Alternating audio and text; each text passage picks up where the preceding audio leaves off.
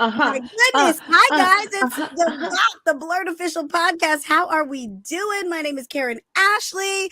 Dana is not here, and she has left us unsupervised again. If y'all don't know who Dana problem, y'all, is one of our y'all line in trouble. producers. It's You y'all. know, she left us. We are here manning the machine ourselves. You know it's gonna be a debacle. You know, you I'll just already wait till know. Grubhub get here. It's about to be on. Exactly. Oh my gosh. How are you guys doing? I have to introduce my co-hosts. My co-hosts are Hilton George. How's it going? Oh, it's been going great. We've had great weather. There's a lot of great stuff happening, through the week. I love productive weeks where you get stuff done. And it's just like you're kind of getting stuff done and then it's done and you ain't got to deal with it no more.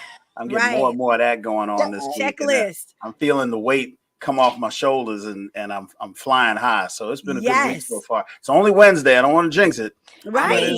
But so far, you got this. Good momentum. You got this. I'm good. It's all nothing but good vibes. Nothing but good vibes. Christi Renee. I almost said your legal name, girl. See what happens. Government name. Christi Renee. How you doing? I am living fabulously and just floating around these cities, honey. Just doing my thing. I'm up in Madison Square Garden on the front row. Ain't inviting nobody. That's tomorrow. High fiving the. That's tomorrow. As they go, as they inboard, what they call it? What they call in sports? Inbound and yes. Oh my God! You gotta watch it. Future basketball wife. No, I'm just joking. That could be anything. It could be anything. See, I'm already getting fired. See, Dana's fault. Dana left me. She left us. Why am I in charge? I ain't supposed to be on a 5-second delay, Dana. I know. No, but this is the thing. We're winning in 24. We have claimed it. We have prepared. We have worked. Like, this is the thing. Most people go, oh, it just happened overnight. No. It took 20, 30 years of just planting seeds and nurturing that soil to actually win. And most of us are in that state of life where we're like, we need results. I said, this is a good thing to talk about. Seriously, with the people, because they think that you're right. People think that everything, we make things look easy. Yeah. Well, they're not easy. It took a lot of time. It took a lot of blood, sweat, and tears, and feeling like, there was nowhere to go. Yeah. It's been a lot. What a journey. Yeah. I mean, y'all know, even for me, just moving to a new time zone, it's just been a challenge. But boy, I tell you, it's been nice having an Eastern Standard Time for once. I know. But I have one complaint. I need Christi to understand she can't call me before 12 noon at Eastern Standard Time, because she will try to call me and it's like 7 a.m. And I'm like, girl, who's picking up the phone at 7 a.m.? You've known me since I was 12. She ought to know. The only time I wake up early is when it's a work day. When I'm work focused, and she be trying to call and chat, be like, I don't even hear the phone ring. I had tea and I was excited and I just wanted to share with my sister. And so I know she got that piping hot tea. Yeah, but that's true. I think you brought up a really good point. Like, most people, like, we're all, business owners. We've run businesses. We've worked. We've it's like your 20s, you literally are dumb. You think you know everything and you make all the mistakes. You're usually poor because even if you have money, you don't know how to manage it. And so it's And then 30s, you start figuring stuff out. The seeds start planting. You start getting direction. And it really isn't until like late 30s, 40s that things really start paving the way.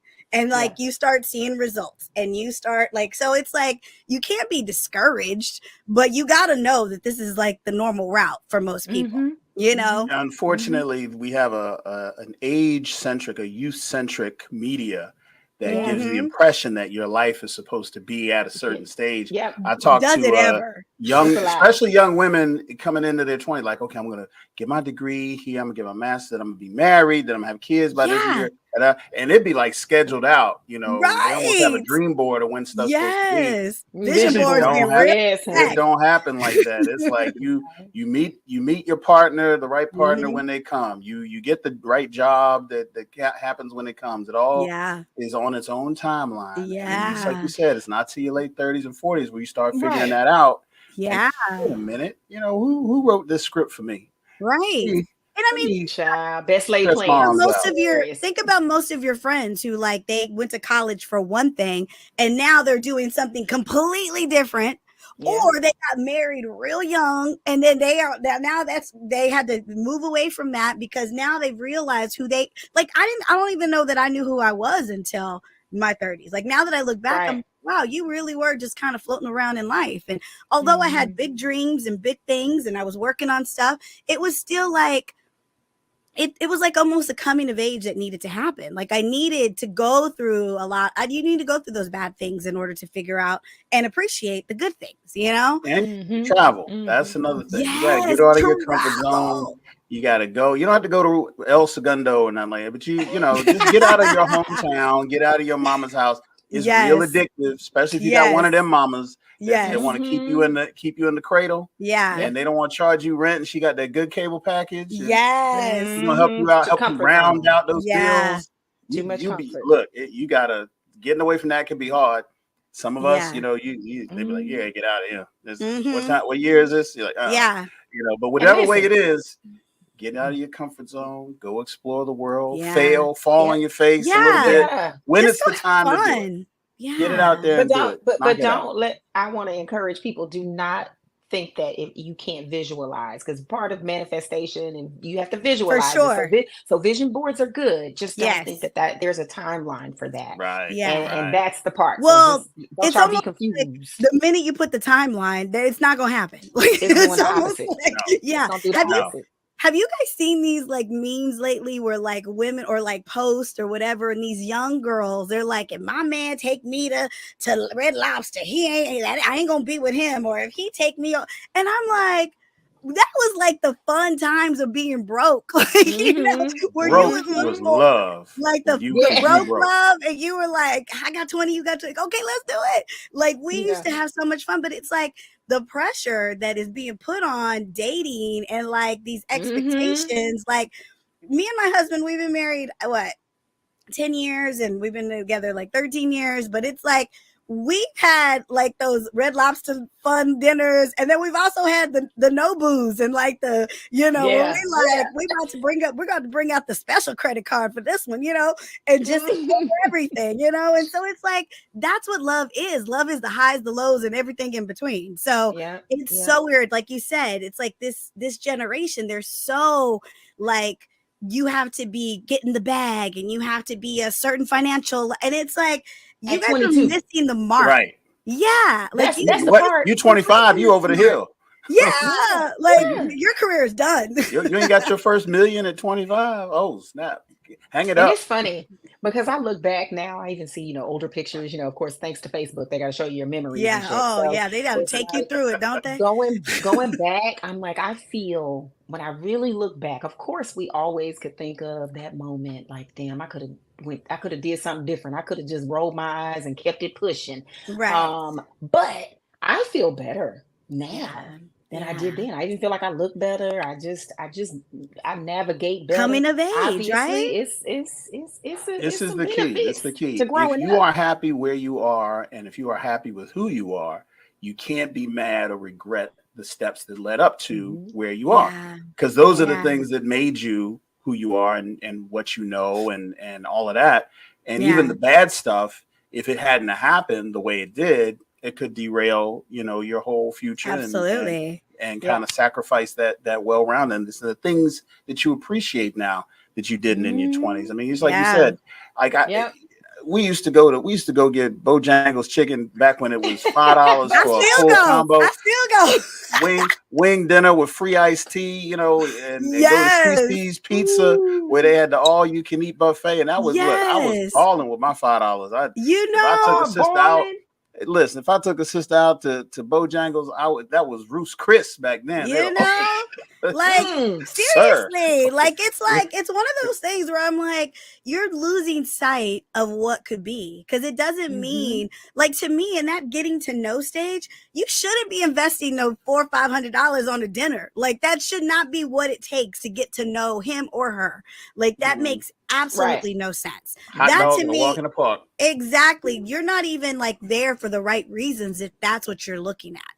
So it's like you have to like look at the whole picture, and just so this is part of the journey. Like, you know, we're young, we're coming up together, and then there's gonna be a day where we're just gonna walk up in there and be like, "What? We want it all." Listen, everybody getting a ribeye. Pop audience, you don't understand. When we get together, we go on a $5 chicken plate at Gus's in Atlanta. Yes. We going to Fat Matt's and sucking on a rib for $11.95 a plate with refills on tea and lemonade. We're not like, oh, where's the Mortons, or where's the Roots Chris, or where's there's nothing we could afford that. Yeah, that's not we necessarily don't do that. what's important. Yeah, right. It's the fellowship, and it's like the goodness of the food. Yeah. Like, why are you hating on the good deal? Like, I don't understand this.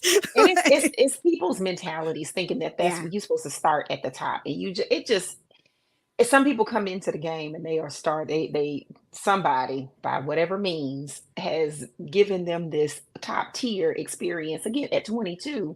Well, then where do you go from there? Because that may not last always. Do you even know how to survive? Do you even have the resources? Do you have the wherewithal to even figure out, okay, it ain't always gonna be like that. So now what do I do in the interim? And that's the problem. And then that's when people end up doing crazy stuff. If you're being financially savvy, you shouldn't be spending that kind of money at every meal. Like, you shouldn't be, you know, it shouldn't even be that kind of situation, because the reality is like, you know, especially in the entertainment industry, it's like, you know, there's peaks and valleys in this career. Like, there's you know, it ain't just taught us a lot. Yes, it did. And those people lost it all in COVID because it was a check to check situation. You know, it was crazy.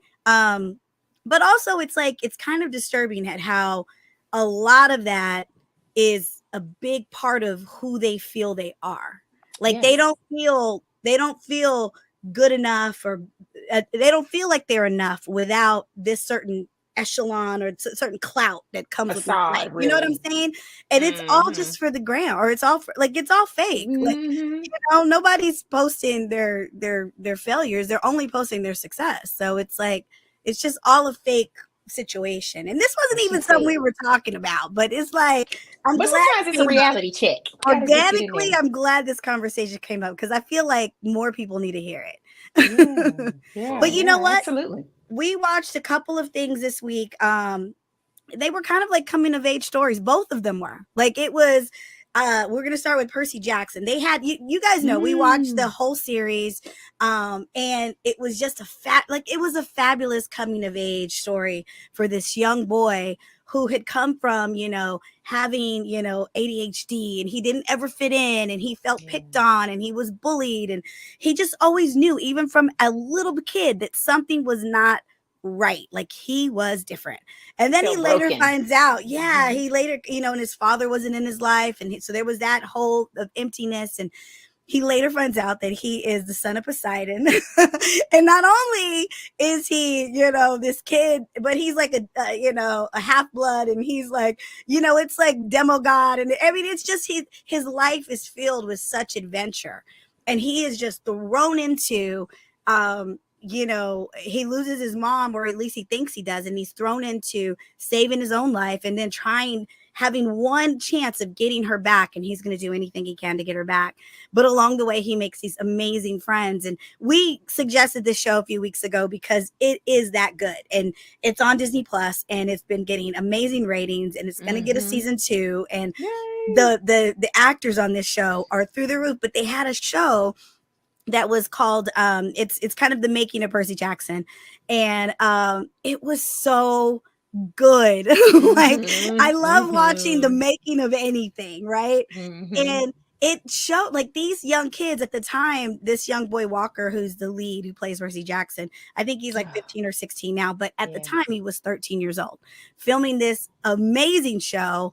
He's, you know, got the whole, like, he's number 1 on the call sheets. That means he's probably in almost every scene. And the seriousness that these young kids took, I mean, the reason it's so good is because they took these parts so serious. And it was just so cool to see, like, get an inside seeing their parents, seeing the whole crew, like, work to make sure that they were in a space to create, but also challenge them, but also made them feel safe and feel like normal kids, and let's not, work them to death. So what were your thoughts? Because Hilton, it was actually your suggestion that we watch this, because he already knows I love these kind of shows. So he was like, oh, you guys got to watch this. So what was your thought when you saw it? Because it was pretty fantastic.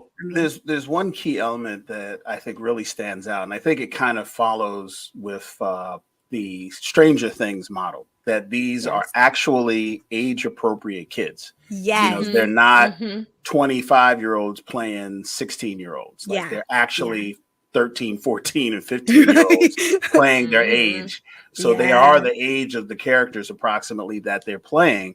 So they're drawing from that same kid energy, in every scene and every line and everything. So you really get that sense of authenticity from the casting alone. All of these frontline players, they're not newbies. They all have other credits, right?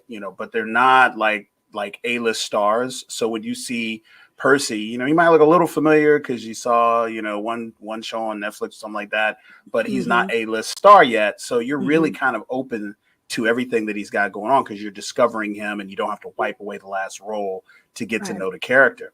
But then they got a whole lot of A-list characters cast around, especially playing gods and demigods and immortals and everything like that. So you really get these great cameos. Like we had Lin-Manuel Miranda, who's playing Hermes, who's a casino owner. You have what's my man's name who just passed? The brother. He just played Zeus in the final. Lance Reddick. And amazing performance, even though it was a very short, cameo at the end. Glenn Thurman was in there. These kids carry the movie, the series. I mean, it's on them the whole time. These same 3 or 5 characters that are, rotating around, and that's a hell of a gamble for a studio like Disney to do. But the fact that they cast all the right kids, and these are hardworking kids, they are talented, and they carry it for us, for those who are maybe not fans of the book. They're extraordinarily faithful to the series. So if you're a fan of the book, you're going to really be a big fan of the series. And we got some really, really great ideas for what this next season is going to be. Because we've already seen the movies are kind of molded. We kind of got to know these characters that way. But it is just so well written. It's so well scored. It's so well acted. The plot, the cinematography, the on location shooting that they do, even in studio, the stuff that they do with CGI is amazing. And I don't see any minuses. Like I'll be like, most things will be like, maybe they could have done this and less, or maybe they needed one more. They hit the mark. Paced. It hits you in the gut, like you are with Percy. When he gets serious, like this is like a 13-year-old kid going up against a pro wrestler, like who's playing Ares, the god of war, and you really are worried, like, whoa, Percy, chill out, like, Adam Copeland, let that man breathe, like, So if you haven't watched it, get your life, start the series, but if you have, definitely watch the making of, because it really cracks the whole thing wide open. It just opens the door to everything. I mean, from the makeup department, from the people who do the score, from, like you said, the producers, and just all of their intentions, and like everything had meaning. I mean, some of those sets, like, man, like you see the show and it's pretty cool. And I mean, but when you see like what went into it and like the special effects and the they team built a casino in an abandoned mall, like actually built a casino. Yeah. So Chris, I know you enjoyed it. Like we chatted about it for a second. We try not to talk about these things until we're on, the show and on camera, but we chatted for a second about it. Tell me what you thought. I loved it. Like you, I also love to see how things come together. It's such meticulous work that they do, and they just don't leave out anything. There's no stone unturned. I loved the fact that Rick Riordan matter of fact, he just came up in one of my courses, my media course thing that I'm in. We have to design an author's website and blog, and like one of my classmates referenced his website, and as soon as I went to it, I was like, oh yeah, hands down, this is who we want to look like, as writers, because it's so good. But he's got Percy Jackson all over it, and it's like, you can't go wrong. I mean, I remember those books. I bought the books for my kids. Love. I think that also what makes this whole series and everything they're doing with it and going to do with it. Really extra special is that everyone on set, and especially those kids, they love those stories. They love the book. So when you go in already, this is not a new concept to you. I think you just bring a really new energy, or a special energy to a project, because you already have such a love for this. I mean, again, everything you all just said, I echo. It is incredible. Sorry, hold on. I just lost my earbud. It's technical difficulties. Right. She's Bloopers. falling apart. Keep it going. Keep it moving. Anyway, I think it is super. It's incredible just to see again the sets and the things. I love the way they showed him working on his craft was just hard. That's the part where you go a little bit like, ooh, look at that baby. He is working when he goes in the water and just practicing doing that, because that's never easy for hours anybody. and hours. We saw that with Wakanda Forever when they all had to work and going underwater, and you just see that with any film. But here we're watching this child, practice, and just the dedication. And what I mentioned before the show started was, when that daddy got teared up, when Walker's father, he said, down. He said, I don't even have a first name anymore. It's just Walker's dad. But the pride that he had, and that just, oh yeah. And then the character who plays his mom in the show, she got Virginia Cole, she got incredibly emotional, just why she was doing this, why it mattered to her. And of course, because it was her godson that she was walking with one day, and they were in Queens. I'm like, dang, I wish I could have ran into y'all. I'm gonna go look for them. But I was like, those are the things that make these projects, and you can feel that emotion. Now seeing it after the fact, you understand why it was so good when we're watching it, and why we talk about it the way that we do, and why people love it so much. Greatly anticipating season 2. Yeah, I agree. Yeah, and it was, for me, it was like, as an actor, you always want to see like the process. Like I always love seeing the process, and even as a producer, just like I love how they make something, and how it goes from an idea, it goes from a story that was originally created. The original author said he wrote the book for his son. Like he just wanted to entertain. Yeah, he wanted to entertain his son, and then it became these series of novels. That gets us. That's inspirational. And it's like almost like the energy and the intention was there. So it was like, when you have something that's that magical from the start, it typically will be that magical in the end, and so to see these kids like being so young, and just like, the one girl, Leah Jeffries, who plays Annabelle, where her parents were like, they knock on her door and she was like, I'm Annabelle right now. I can't, like, she's that much in character. Annabeth. Yeah, sorry, Annabeth. And she's like, I can't, she was that in character. Like when she was practicing her lines, she was diving that deep, and it just was so cool. And I love the fact that it's like, getting such acclaim. Like people are loving this show, and because there wasn't much marketing. Like I just saw it on my Disney Plus, and I remember I just jumped in the chat and was like, hey guys, I watched this one episode of, Percy Jackson. Have you guys watched this? It's really good. And then y'all were like, yeah. And you were like, oh yeah, I've watched all 5. And I'm like, what? And so that's why we kind of got on it. But it was like, Disney did nothing much of nothing other than like New York Comic Con. Yes. But I mean, I was looking for myself in all of the footage. But if you weren't there, if you weren't at New York Comic Con, you wouldn't have gotten any of that marketing. Like they just hit one big show, and there's 100,000 people there, but still, it wasn't like they did commercials or that they promoted it. They didn't put any of that kind of money. It was. I don't even think the cast was there in full. No, so it wasn't even like they had like a panel and a meet and greet or any of that stuff. Like, they didn't do like a Hall H situation, in San Diego, where they bring the cast out and you get to meet them and the kids go crazy. Yeah, so I wanted to mention something real quick before we pass by it. The kids for which the story was crafted for, the kids who have learning differences and have mental challenges, maybe they have dyslexia or ADHD or they're on the spectrum. Those kids, some of them were actually playing extras in the camp, and they had a chance to speak on their impressions and what the series and what the stories meant to them. And it was just like, wow, like these kids really identify with, like, these kids are saying, hey, it's really cool that through this mythology, through this storytelling, they are validating the way in which my brain is wired, or the way that, you know, I see the world, or the way I perceive or interact with other people, even though it may be different than the normal way people interact. And I don't feel as weird, or I don't feel, you know, marginalized, because I identify with these characters who, growing up and before they realize their demigodness, are just kids who have ADHD or are on the spectrum or dyslexic. And these are actual symptoms of, you know, because you're literally out of phase with everybody else.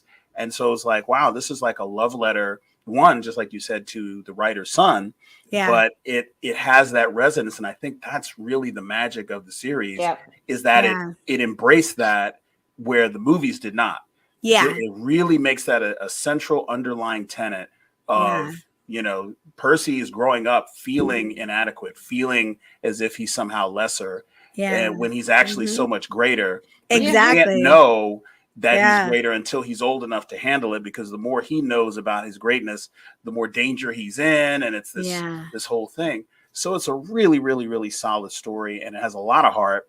And like I said, it's on paper, and I know you guys know this, when you try to tell your adult compatriots to go watch something like Percy Jackson on Disney, where they're like, I ain't watching no. You're like, trust me, the story is solid enough. The series is solid enough. Yeah. You will love it. You'll fall in love with these characters. And I hope we get 10 more seasons of this. I can't get enough. Too. Yeah. I can't get enough. Yes. I might go rewatch it just because having seen the making of, I'm like, maybe there's some stuff I missed. I need to go back and check it out. Right. So many things that I feel the same way. Like, it's just so many intricate things that I missed, but the making of is like, you get so much more, and it's just so cool to see that onion like peeled back and see why things were, you know, it really just gave it deeper meaning for me, especially because I wasn't a person who was like, just, I knew everything about Greek mythology. I mean, I knew a couple people and a couple characters, but that was kind of it. You know, I wasn't a Percy Jack. I didn't read the books when I was in elementary school or anything like that. So for me, I was that person who would need to be recruited into this world, but it had all the elements. Like, you know, you guys know I fell in love with Walker when he was on, you know, that show Adam Project. Like, I was like, I'm watching anything this kid is in, anything he's in. If they haven't seen that, you gotta see it. You gotta go see it. Yes, super so good. He goes toe to toe with Ryan Reynolds. Literally is like, it just was so great. So yes, if you haven't seen it, you gotta watch it. It's worth the watch. It's worth every bit of it. And you'll just eat up the making of, like, it'll just, you know, just make you feel good. Especially if you're a creative, or you just, I, you know, it's funny. I used to always watch those shows, like Making the Band, and like, I wouldn't even know half of the bands, but I was so into just, how did these people get here? How did it go there? And where did it go wrong? And where are they now? Like, you know, because that's usually the formula for that show. And I didn't have to know any of their hits. I didn't have to know anything. It was just so cool to see something be created. I don't know. Made. Yeah. So, that's and another show that we watched this week that we thought, I mean, I eat this up. Assembled is one of my shows. Like, think about Marvel. Is Marvel's going to give you the show, and then a few weeks later they're going to give you the Assembled, and I want as much Assembled as I can possibly take, because it's just one of those things where, like, again, the making of, and this one for Echo. Oh my gosh.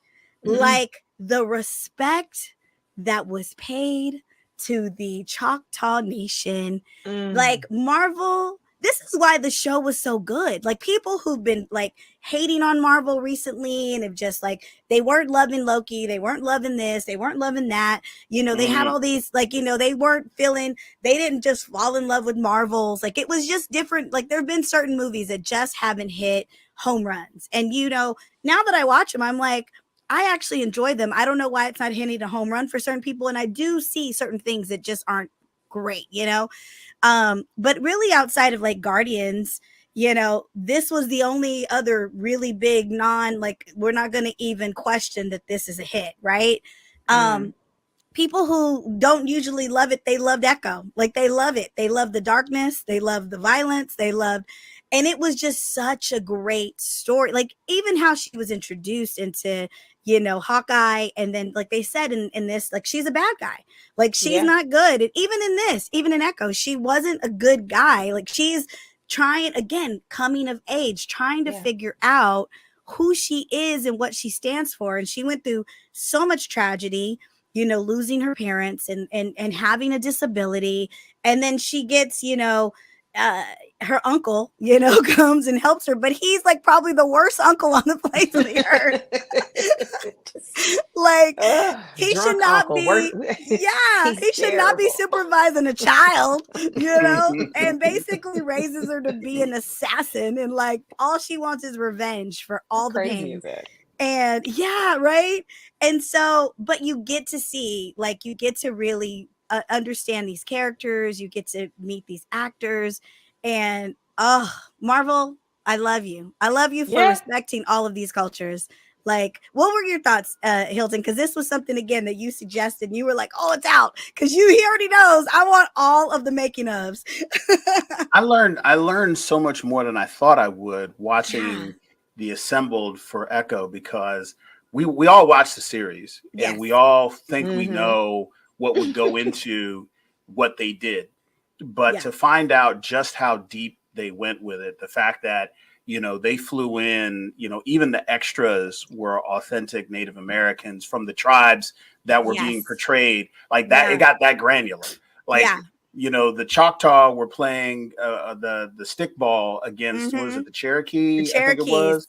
And they actually got Cherokees to play against actual Choctaws in this classic, you know, to whatever degree we have knowledge going back thousands of years for what that culture looked like, even though we don't have records.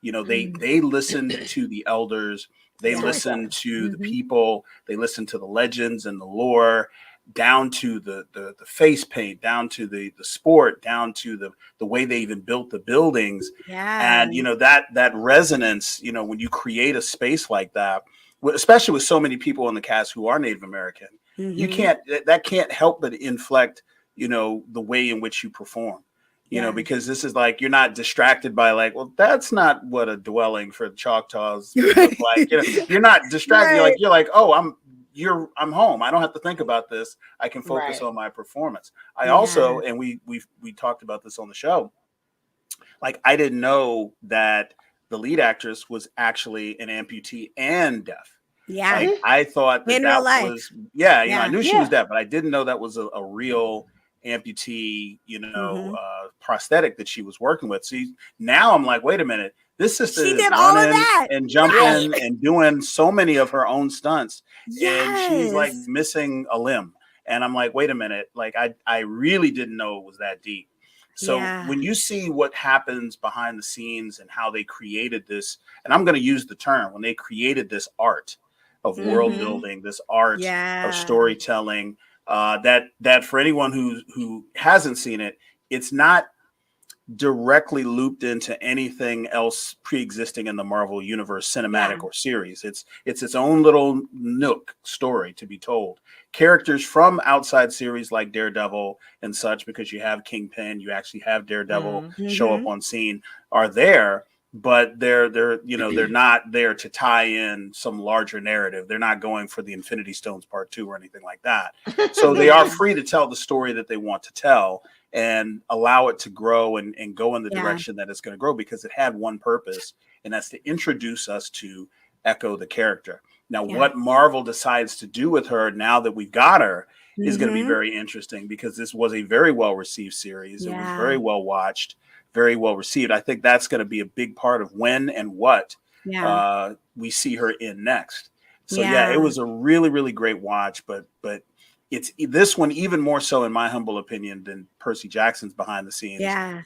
Added so much value and layers to the experience that if you watched it then watched behind the scenes and went back and watched it again, you might see a completely different series. Yeah. Because you know what to look for and you understand the depth of what was happening on screen. Yeah. So I 2 thumbs up as usual for this and many other projects.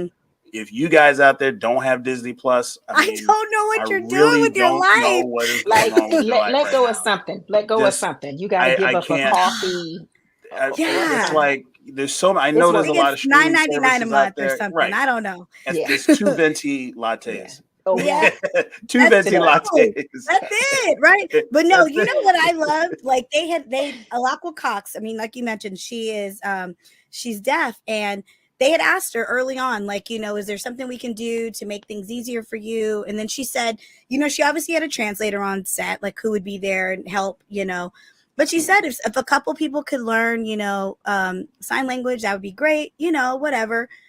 And she said she was blown away because the whole crew took classes and literally everyone is signing. Like then they were saying, like, it's not a matter of, you know, them knowing like how to do it perfectly, because some people learned it really well and they were just like, wow, now they can do it. Like, you know, some learned on a slower pace, but it was the intention. Like, it was the fact that people wanted to make sure that at all times that she always understood, like she could always be a part of the conversation, you know. And you see them when they're just standing there and they're talking to the whole crew, somebody's signing. So she was always a part of the conversation. She's the lead actress of this series, and it just felt so special. And, you know, another thing was like they would do different rituals and stuff that, you know, the Choctaw Nation would do. And like they would start off a day where they would do like the circle and they would walk together. And I'm like, this isn't something that that is mandatory. Like, you know, they culture. They respected the culture, but they knew they were making something for this legend, these people, their culture, their history. And so in order to do that, they needed to respect it. And I'm all about energy. You know, it's like one of those things like where if it ain't good energy, I don't want that around me. Like, I'm like, like, you know, you kind of want to move bad energy away, and it's only good only good vibes, right? And they literally, their intention and their energy and what they surrounded themselves with, and like, you know, calling the Choctaw Nation when the wardrobe department was going to make her fierce, like her ultimate, like Echo, you know, battle armor. Like they sent it to them and said, we need you guys to do the beading and the leather work and this and this. And they said, you know, we would send them, and it would take time because they're not like churning this stuff. Like they're not a wardrobe department and they're like, okay, we need it in a week, you know. They said we'd send them a sketch and then they'd send us stuff and we'd send the samples and we'd make notes and we'd send it back, and we were very patient because we knew this outfit, the final outfit needed to be made by them, you know. And that just like everything was so special. But no, it's great. I want to say this because I've already admitted I missed it in the notes and I didn't watch it, but of course I will go back and watch it simply again because it's Marvel and because I love the series. So I want to see all of that. But I'm going to say I'm not surprised because when we're watching the show, for those of you who have not watched it, when you're watching the show, everything that Karan and Hilton have just said, you're going to see exactly what they said, even in the show, because you feel the authenticity of it, because Marvel, that's just what they do. Yeah. They take it so seriously. And I love that. I love hearing the stories, but I want to make a correction because Hilton, I looked it up on when we first talked about Echo in the middle of our show. I was like, oh no, she's an actual amputee. She is. Let me clear that up. She's a real amputee. She's really deaf. Like she's got all of the, you know, what we think are disabilities, but it's really a superpower for her. Yeah. And she has, that's amazing. It kind of actually gave me goosebumps when you said that the whole cast learned. Yeah. I mean, the crew learned sign language to be able to communicate. I mean, now that's, Whew. Well, and the other thing, like the stunt team, they talk about, you know, how when they were working with her and they were like, she's very athletic, and, you know, Echo is a street fighter, you know, she's a street fighter. So, you know, her fights were very, you know, hardcore or whatever. And they go, you know, there were times that she could take like some things that would be painful for other people. She could take it because she was an amputee. She didn't have pain on those kind of things. And so it was just like, how every single, this role was truly meant for her, you know, and it was, I don't think the role, I think Echo has always been where she was deaf, but they didn't have, she wasn't an amputee, but because she was, and she was so perfect for the role, that was written into the story. And that was like, they made that be a part of how amazing this, you know, it's literally, she's doing more than most of us do on our two legs. You know what I'm saying? On a regular day. Yeah, on a regular day. Like, she is hardcore a real life human superhero if I've never seen one. And a wonderful actress, a talented woman, and man, it just, Assembled, you have to watch it. It was so good. It's really, really awesome. Good. Yeah, I want to say something, yes, because it just kind of circles back to the experience that we had this past summer at BLERDCon, because we had our first deaf actor, Kevon Woodard, from The Last of Us on HBO, and he was 9-10 years old at the time, and we had disability services as an office that all cons have. But we had an additional service that we brought in of translators who worked within the convention for everything from being on the stage and translating, the interviews to, helping individuals who may be deaf or hard of hearing who need services in panels and going around. But we also worked with, the rhythm of what it takes for, and his whole family is deaf. Right. So it's not just him, it's his brother and his mother and his father. And, everybody, is signing. And you get to see them interacting, and you see how they, we have the intonation of our voices to convey emotion and to catch people's attention and to kind of be even beyond what we're saying, how we're saying it is a whole other line. Yeah. They are expressing themselves in these different ways. And I can only imagine, as an actor, you have this other set of muscles, these other set of skills that I have to convey pain or laughter or joy without, the ability to raise or lower my voice or anything like that. I'm speaking with my hands, I'm speaking with my facial expressions and my body language. And so I got to see that firsthand as a convention organizer. Yeah. So watching the behind the scenes of Echo, I'm like, imagine, everybody getting a rudimentary understanding of sign and having that way of communicating with the other deaf, actors and translators and staff and assistants who are on set. Yeah.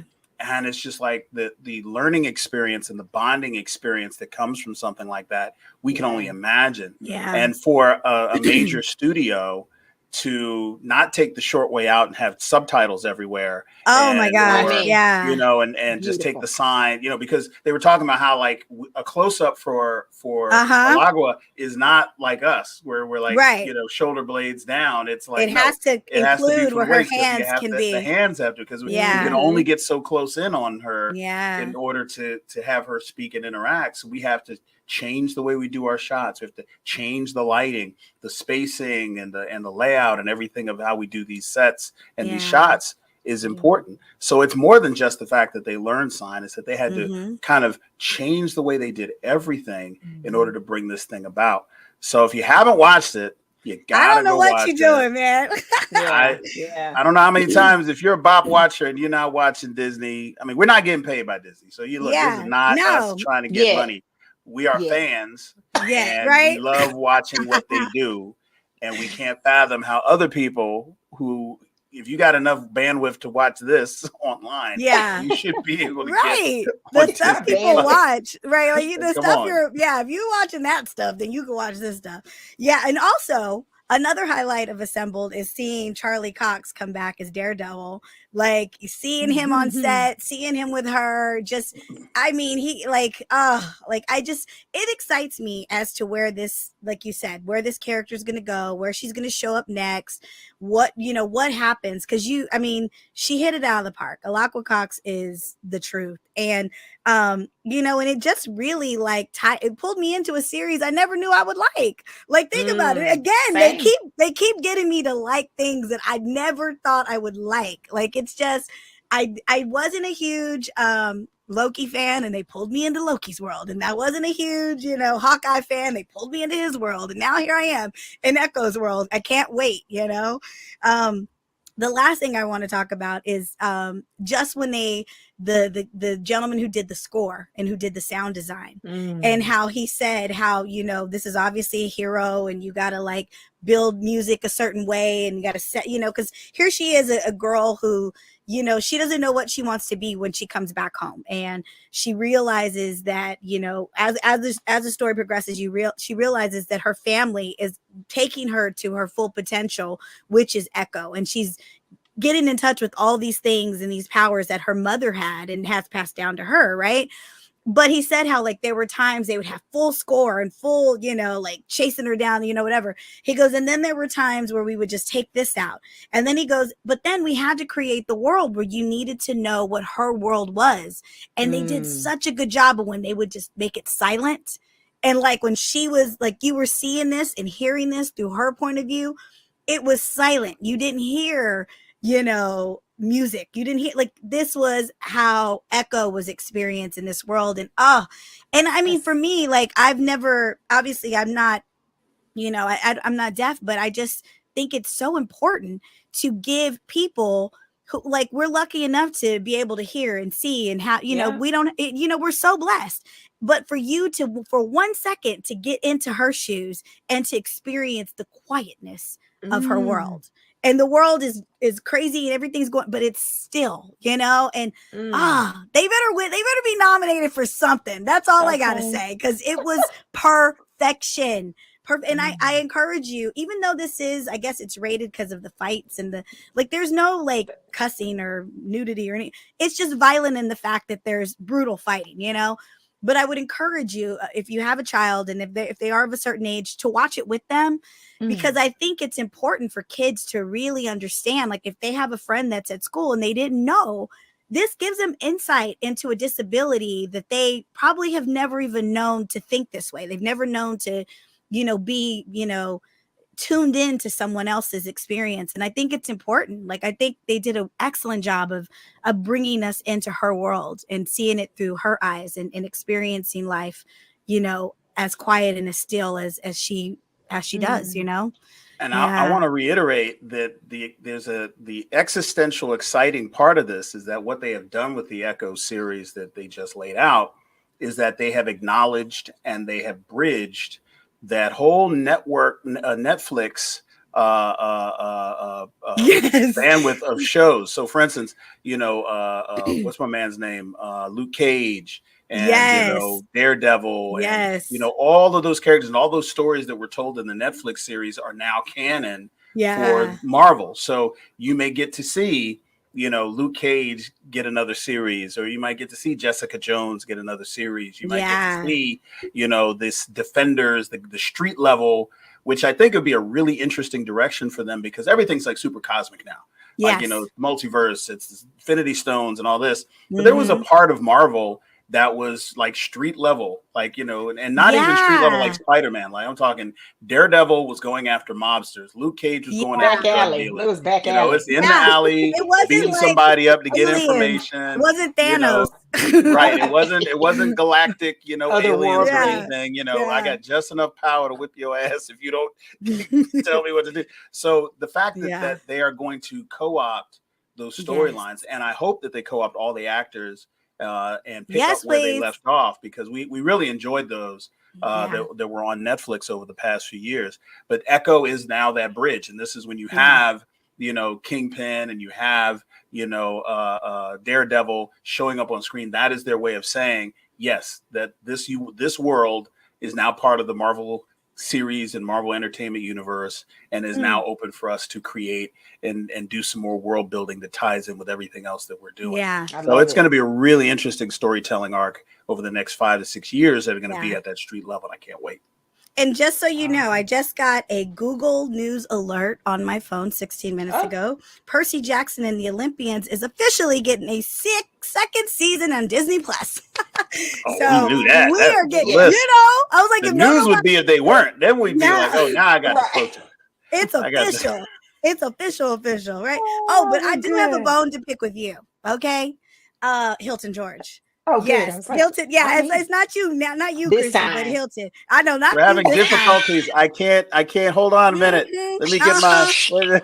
First of all, I went to Alaska this last weekend, and it was literally the coldest. Like, it was record cold. Like, they were setting records of -55. At one point, I'm like talking to Christi, sending her pictures of stuffed bears, because literally this taxidermy is a huge business there. Yes, I had no idea that bears are 7 and 8 feet tall. Like, polar bears and these bears in Alaska are that tall, because California bears are only like little baby bears. Okay, but first of all, secondly, like, she's like, girl, you are literally on the set of True Detective. Like, it looked like that. Like, she was in Night Country. I was in Night Country. Whoa, like, it was town, everything. It was crazy. The town was we were in Fairbanks, Alaska, so it was super small. I just thank God. I thank God up above that I did not watch episode 4 of True Detective in Alaska, because I would not have been able to sleep. That last episode of True Detective, I screamed. Like, literally, I'm watching it and I scream out loud. My husband's like, what's wrong with you? And I'm like, oh my God. He's like, why do you watch this scary stuff? It is getting scarier. Like, remember last week I was like, oh, it's not bothering me. It's this, it's the culture, blah, blah, blah. It's dark. No, it bothers me now. It's scary. It's caught up, Hilton. It's all your fault, because I'm too dedicated to Navarro, and I'm too dedicated. I got to see it through. But I screamed. Listen, if this is not, we're not breaking any news here, BOP community. Every series and every season of this series has been just a home run. It's suspense, thriller, true crime, scary, horror. It's just been all of that. And every season, you can't go wrong. So if you haven't seen it, definitely watch it. So this one is especially and more acutely horrifying because it's got so many of these horror elements we talked about. It's got the jump scares, but it's also got the situational scare. You're isolated in this little town, and there's no real way in, there's no real way out. 7 days of darkness. You can die just by taking your coat off and walking. Yeah, like that's suicide in Alaska. I'm gonna take my coat off and I'm gonna walk into the woods. And I've experienced that, guys. That is legit, for real, can happen to you. But go ahead. Listen, it's like that. So it's just so scary because it sets up this sense of isolation and this inability to escape whatever is going on, this impending doom. And it's dark. Remember, it's parts of Alaska have like seasonal sun and seasonal dark. 6 months, 4 months, 5 months of dark. 6 months, 7 months, 8 months of sun. They're going into we haven't seen the sun since its first episode. It's day 7 or 8 of darkness. Yeah. Right. And so the story's starting to crack open. And so Karan was going to a con out in Alaska. I was like, you gonna go to Alaska and watch True Detective? I'm happy that I missed, like, for whatever reason, that Sunday night, I was like so focused after the show, because they have weird flights. Like, either you fly out at like 1 a.m. in the morning, or you fly out at like 7 a.m. So I was like going on the 7 a.m. flight, and I was like, okay, that means I got to get up at like 4:30, 4 o'clock, whatever, just to catch my flight. And so I was like, okay, I was so determined on going to bed and like making sure I went to bed and I had some sleep, because I don't sleep well on planes. So I was like, I just don't want tomorrow to be painful, And I forgot to watch, but it was on the agenda and I thank God I did not watch an episode while I was actually in there. You better man than me. We had a whole run. It was the thread that we have that I have still laughing. I laughed so hard I had to just send a voice message of me hollering, laughing. Because it was so funny. But when she texted me the temperature there, I said, hold on, that ain't even on a thermostat. That's not even on a they don't even have them numbers. That's not even real. Like, she was in a frozen hell. That was a nightmare. There was nothing attractive. I said I couldn't have done it. I'm sorry. That's just too cold. Karen, you said it was so cold. White folk wasn't wearing cargo shorts. No, none. It passed that whole ironic. Yeah, like they were Midwesterner. You know what they were doing? You know what they were doing though? This is how stupid people are. There's this big sign where it has like -45 or -50 or it says the temperature. They were getting out. They would be out there in their bathing suits, but they would literally run out of the car, take the picture, and then run back in because it was like. I mean, I've never in my life, like my room, my hotel room, I had to have my thermostat set between 75 and 80 just to keep it warm enough. But it was still like, I was like at a Marriott, like it was still chilly. Like I still was in a blanket the whole time because there's just no way to like battle that kind of cold. Yeah. And like when you would go, like we passed by like a Walmart and like the whole parking lot, all of the cars are running. Like, and I was like, what the heck? But if they turned the car off, they would not start. And like all the cars come with plugs. So they plug in and they have to like plug their cars in order for the battery and all that to be warmed so that it actually will start. I was like, what kind of place is this? Like, what is happening? And if you move to Alaska, because I have a friend that did this, they actually pay you a stipend every year to live there. It's like $1,500, $2,000 oil benefit or something. Yeah. Otherwise, nobody would live there. Yeah. And so somebody's got to have like that aren't directly working with the research infrastructure up there have to do that. Yeah. So they pay you this extra money and they've got these super low taxes and all these incentives. Just like you said, you step outside, you can't just run to the corner and get a paper. You can't, like, it's like a spacewalk. Like it's like being on a space shuttle. If you want to go out, you got to layer up and do all of this and be ready and know exactly where you're going. Yeah. And don't be out there strategizing. We're going left, we're going right, which car, which side, all of that. It's got to be done. And you know, all of us, American side, like everybody who lived in the America part of the world, they like, you know, we all had these big plans. Like I was like, I'm going to go snowmobiling. I want to go on a dog sled. Like but they were like anything past -10, everything shuts down. Like school shut down, everything. And so it was -50, -55 one day. My freeze is not -50. Yeah. Like but my ice is like -50. Damn. Right. It's just not even heard of. And then there was, when we left, they were like, oh, it's going to be warmer. It was like -5. And it was, guys. Like it just like it was cold, but like you'd go outside and you didn't appreciated that -5. That -5 was good compared. Like it put on your cargo shorts. Of course, right? I'm like, of course it's warming up when we leave, and I gotta go. Like, but oh my gosh, man, it was so was so amazing though. Like I encourage any of you to go. Obviously during the winter, it's like the sun rises at about 9:30. And it sets at 4:30. So there's a limited window of sun.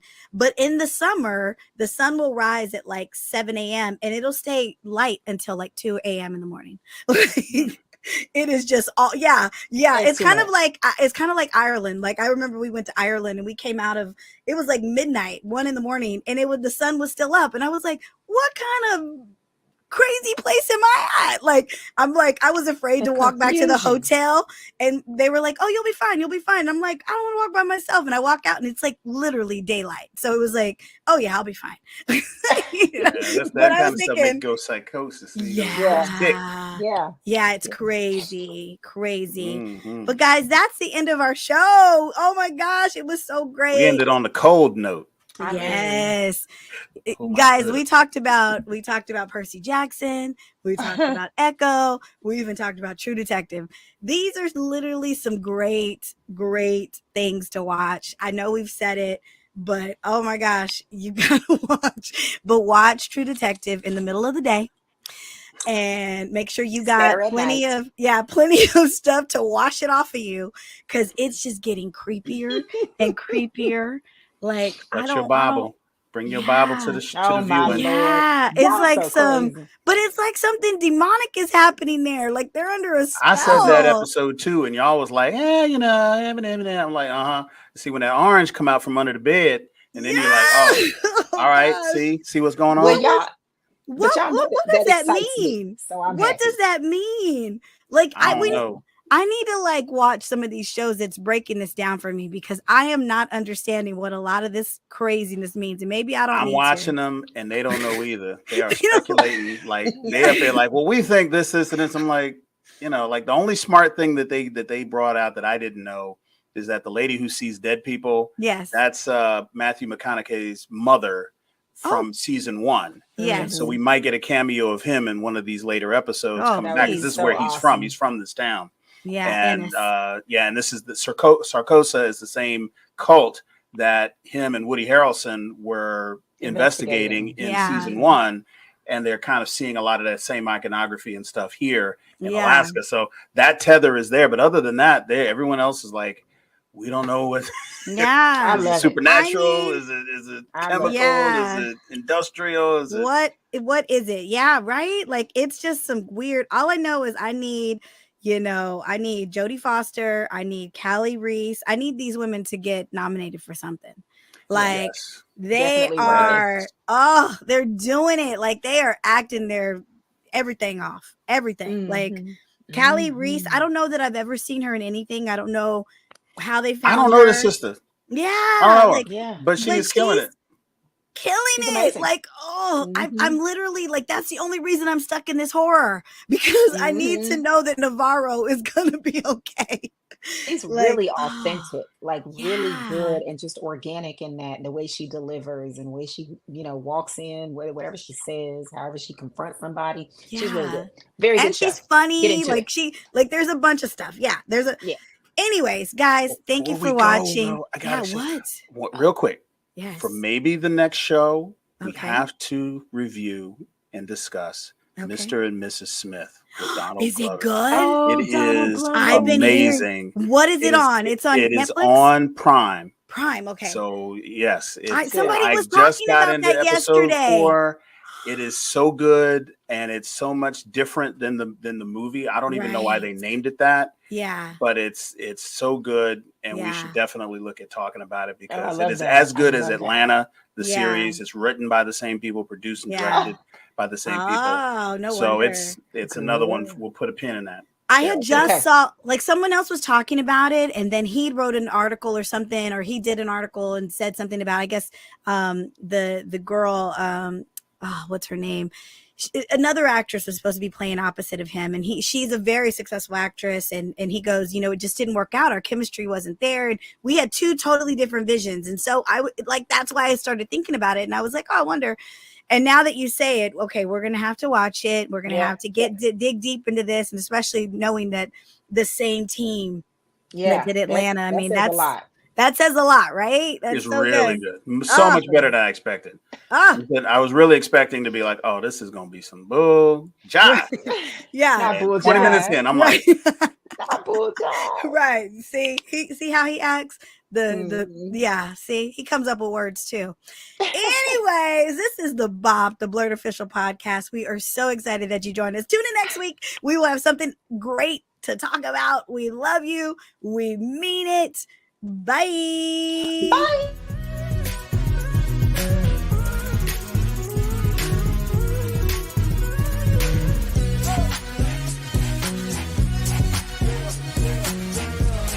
Tune in every Tuesday for a new episode of the BOP, the BLERD official podcast.